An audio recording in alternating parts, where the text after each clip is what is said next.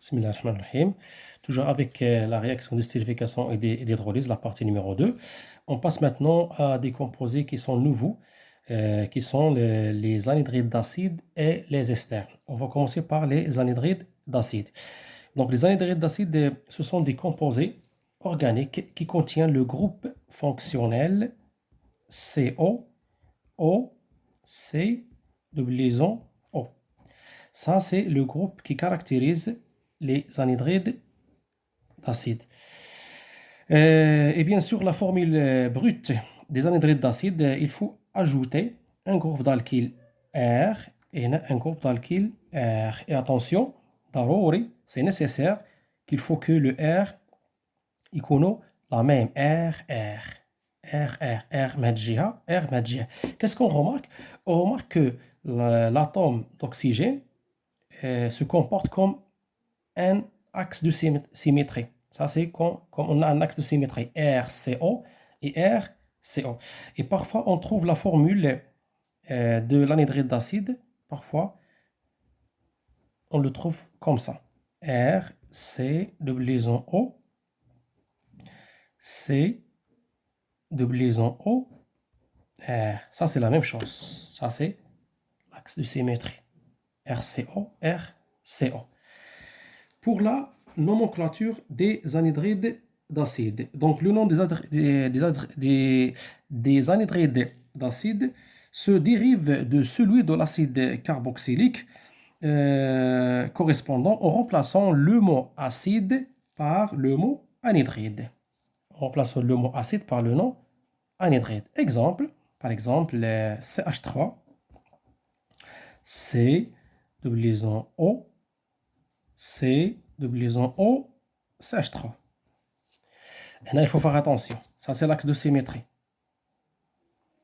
Donc, on ne prend pas tous les carbones de cette molécule. On prend seulement d'une partie.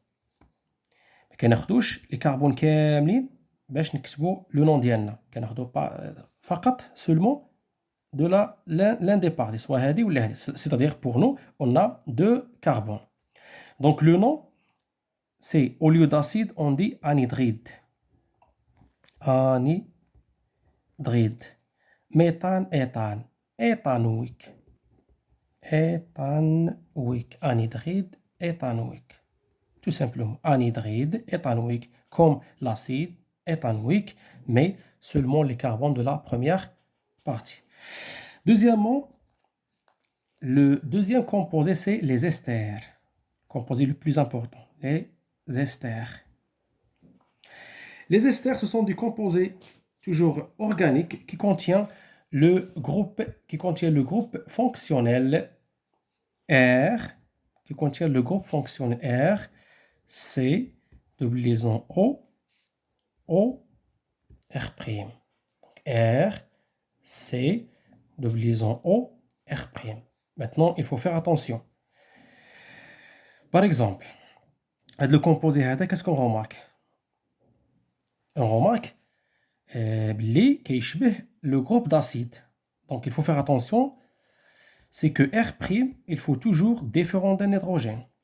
Quand je نديرو un hydrogène هنا غادي نلاحظوا la même formule brute نتاع les acides carboxyliques. Mais le R هذا peut être un hydrogène. Vous savez, ça c'est pour les esters. Pour la nomenclature des esters, on a deux parties. Il contient deux parties. Donc, pour bien le comprendre, on va commencer par un exemple. Par exemple, CH3, CH2, CO, CH3. Vous savez? Donc, il y a la partie الأولى وهي la deuxième partie. Donc, la deuxième partie هذه ما عندناش فيها مشكل. La deuxième partie هذه c'est qu'est-ce qu'on remarque? Il est comme un groupe alkyle, méthyle, éthyle, propyle, ainsi de suite. La première partie, le nom d'ILH, c'est comme les acides carboxyliques, c'est on enlève le mot acide et on remplace 8 boîtes. Par exemple, méthane, éthane, propane. Donc on dit propanoate. Propanoate. 2 méthyle. Propanoate de méthyle. propanoate de méthyle. Autre exemple, par exemple, c'est CH3, C double liaison O, CH2, CH3. CH3, CH. Donc la première partie, il est nommé comme les acides carboxyliques. Ça, c'est la chaîne principale. Donc on va commencer par le 1, c'est le carbone. 1, 2, 3. Donc on a 2 méthyl, 2 méthyle, 2 méthyle, méthane, éthane, propane. Propanoate, propanoate de éthyle. Méthyle, éthyle, 2 éthyle. Propanoate de éthyle.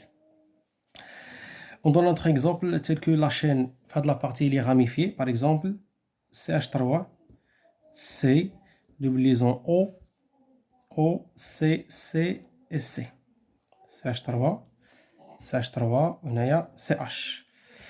Donc هاد لا بارتي ما عندناش مشكل ميثان ايثان سي ايثانوات. ايثانوات. ايثانوات دو هنا عندنا لا شين راميفيي. دونك شنو غادي نديرو هنايا؟ غادي ناخدو لا شين برينسيبال واخا هي ان جروب دالكيل. دونك شين برينسيبال على واحد لا شين على واحد لو جروب دالكيل. C'est-à-dire il faut prendre ça فيها جوج ديال لي كربون. هنا عندنا CH3 دونك cette chaîne il est ramifié. Il faut le commencer la numérotation par هاد لو كربون هذا. دائما كنبداو الترقيم ديالنا بهاد لو كربون كي لي ديريكتومون الاكسجين. دونك قلنا 1 2. دونك ايثانول 2 1 méthyle de 1 méthyle éthyle de 1 méthyle éthyle. Ça y est, d'accord. Donc on va continuer. Grand 3, équilibre, équilibre, grand 3, équilibre,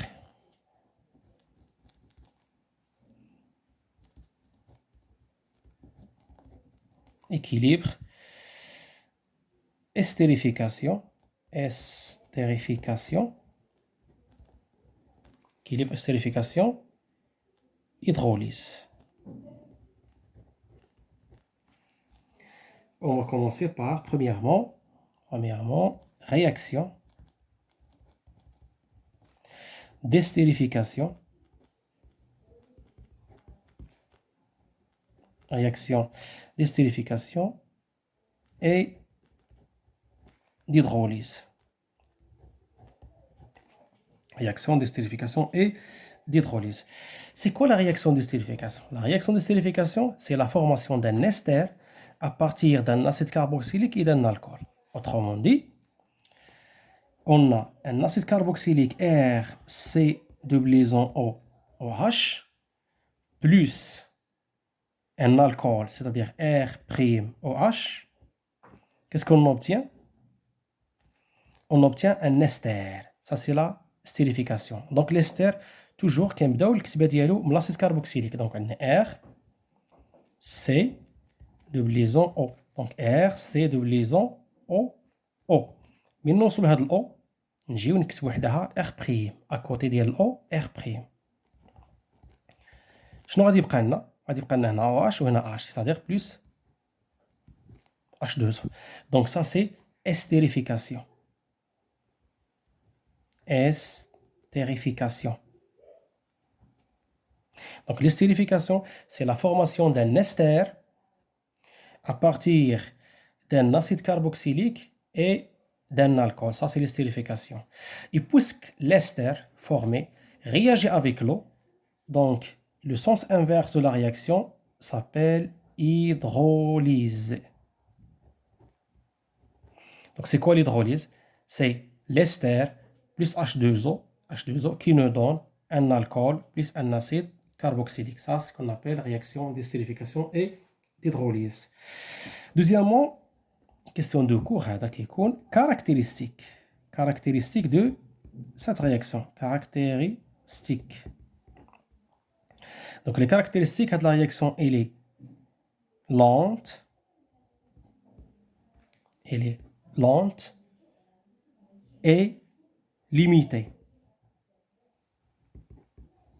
Et bien sûr, endothermique. Endothermique. Donc, اللي كيهمنا هنا c'est lente et limitée. Ce sont les caractéristiques de cette réaction. Troisièmement, maintenant, il faut faire attention. Constante d'équilibre de cette réaction. Constante d'équilibre. Constante d'équilibre de cette réaction. Donc la constante d'équilibre, elle est notée bien sûr, par K. Donc K c'est la constante d'équilibre. K est égal à quoi? K est égal à la concentration des réactifs sur la concentration des produits. Mais maintenant, il faut faire attention. كنا من قبل دائما كنعوضوا la concentration de H2O par 1. لحقاش H2O كان un diluant. Mais maintenant, la H2O, il participe à la réaction d'hydrolyse. Donc, ما يمكنلناش نعوضوا la concentration de H2O par 1. Donc, تولينا K est égal la concentration de H2O à l'équilibre fois la concentration de l'ester. Et voilà. L'équilibre, bien sûr. Sur la concentration de l'acide. Équilibre fois la concentration de l'alcool. Équilibre. Donc là, attention, H2O, c'est la seule réaction où il faut mentionner la concentration de H2O dans l'expression de K. Puisque la concentration de K il est calculée en général à partir de du tableau d'avancement, qu'est-ce qu'on remarque? De coup, l'homme sont aqueux liquide. Donc, la concentration, c'est quoi? C'est la quantité de matière sur le volume. Donc, la quantité de matière H2 sur le volume, l'ester sur le volume, la quantité de matière de l'acide sur le volume, la quantité de matière de l'alcool sur le volume. Je vais le volume avec le volume avec le volume avec le volume. Donc, K, l'expression d'ILA qu'on va utiliser, c'est la quantité de matière à l'équilibre de H2O fois la quantité de matière à l'équilibre de l'ester sur la quantité de matière de l'acide, bien sûr équilibre, fois la quantité de matière à l'équilibre de quoi? De l'alcool. Ou bien sûr K ne dépend que de la température. Elle est déjà connue les cours précédents. Bien sûr, donc K ne dépend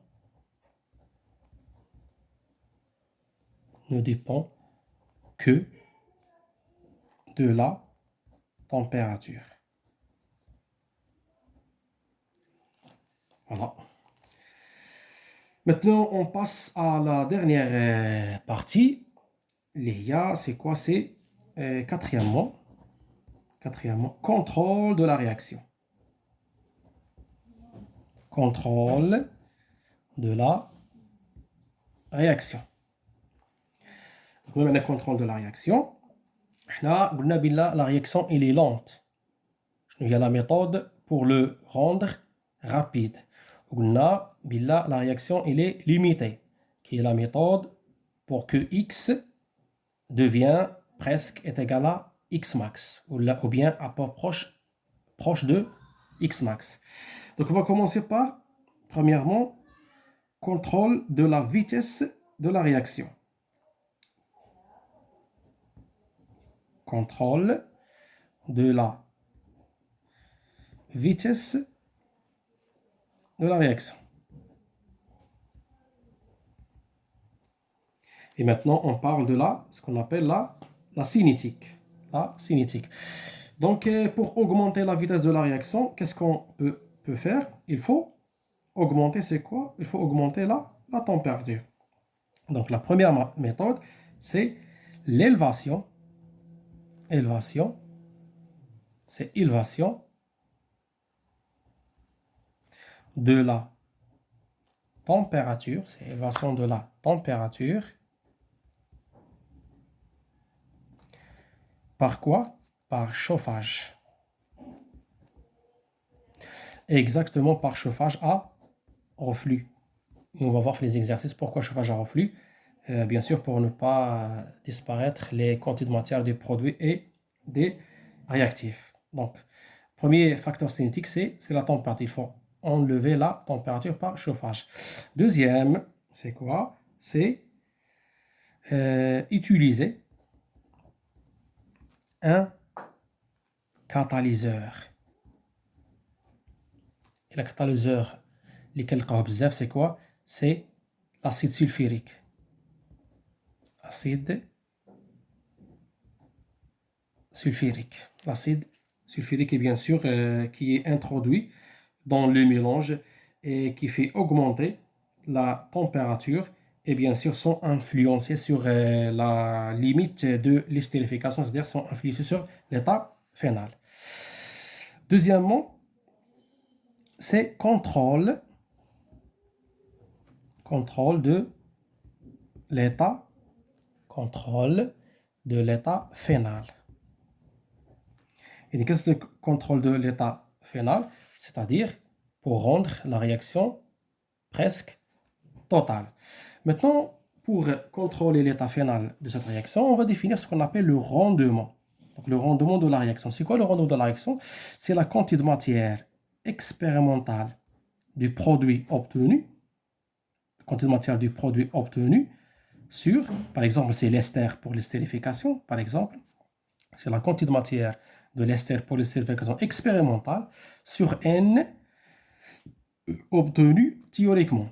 Autrement dit, c'est comme X phénal pour l'estérification et l'hydrolyse, c'est comme X phénal sur X max.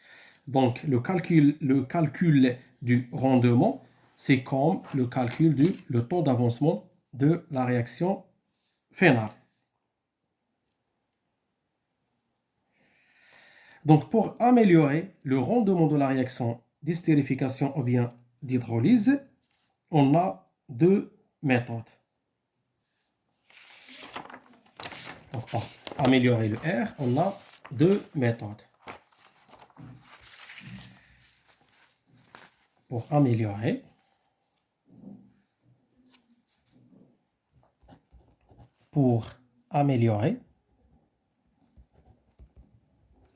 le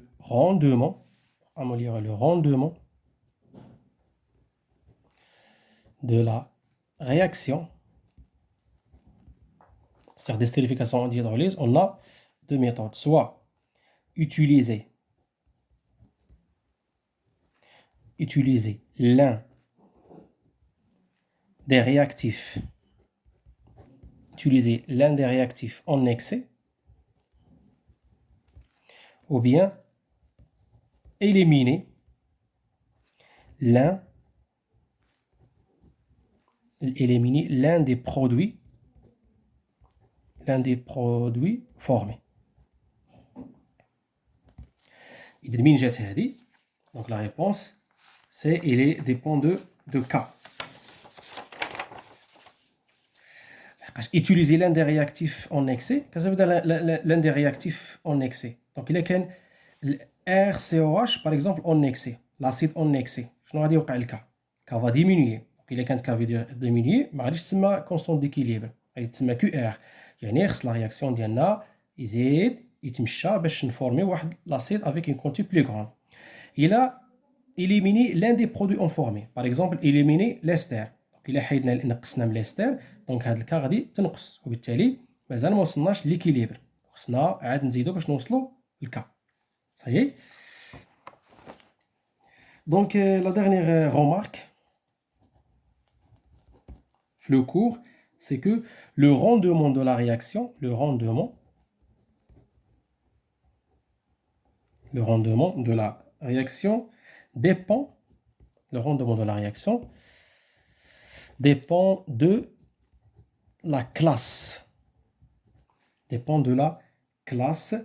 dépend de la classe de l'alcool utilisé. Dépend de la classe de l'alcool utilisé. Quelles sont les classes de l'alcool? On a 3. Donc, je voulais distinguer la classe de l'alcool, c'est ce qu'on appelle le carbone fonctionnel. C'est quoi le carbone fonctionnel? C'est le carbone lié directement avec OH. Donc, le carbone a 1, 2, 3 cas. Soit il est lié avec un groupe d'alkyle R1, où les autres, ce sont des hydrogènes. هذا كيتسمى primaire. Donc, هذا primaire. Dans le carbone fonctionnel, في واحد le groupe d'alkyle, par exemple, CH3, C2H, et ainsi de suite, où les autres, ce sont des hydrogènes. Et là, le rendement, c'est 67%. Pour l'alcool secondaire, COH, il compte le groupe fonctionnel, le carbone fonctionnel, il y a deux groupes d'alkyle, R1, R2 ou un hydrogène. Le rendement 60% à peu près. C'est secondaire.